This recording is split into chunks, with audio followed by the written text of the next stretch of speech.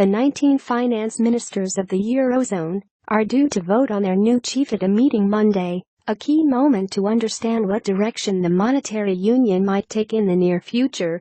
There are 4 candidates for the position: Mario Centeno, Finance Minister of Portugal; Peter Kazimir, Finance Minister of Slovakia; Pierre Gramegna, Luxembourg's Finance Minister; and Dana Reizniece-Ozola, head of Latvia's Finance Ministry.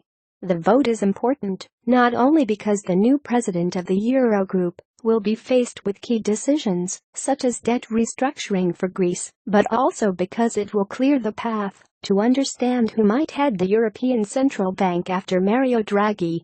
This is because there are a few positions up for grabs in the Eurozone, including the leadership of the European Central Bank, ECB, and European lawmakers tend to distribute them in a way that strikes a balance between political affiliations and national backgrounds. Who's the favorite?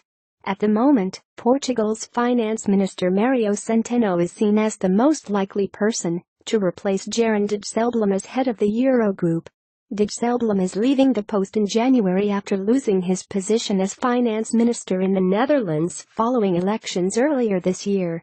The new head of the Eurogroup needs to be a sitting finance minister from the euro area and needs to follow the attempt to balance out nationalities and political groups. Centeno seems to fit such criteria.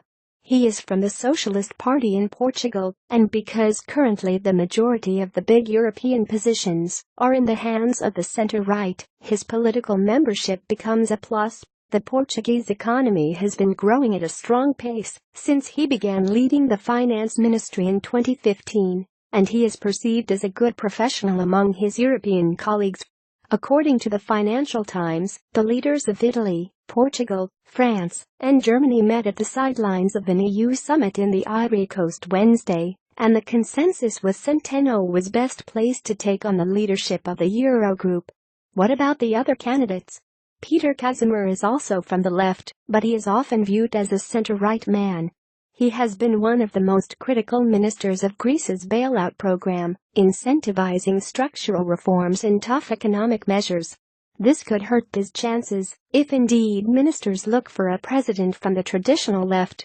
Pierre Gramegna from Luxembourg is not from a socialist party, but he is also not from the right, which, again, could play in his favor. He is from a liberal party, and his country is one of the founding members of the European Union, which could also be a factor when voting takes place. Lastly, but not least, Dana Reizniece-Ozola, a multi-year chess championship winner, emerged as a surprise contestant to the role.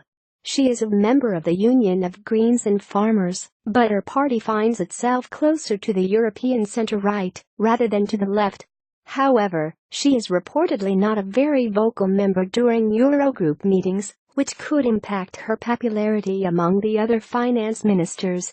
The winner is set to be announced Monday and will start his or her position in mid-January.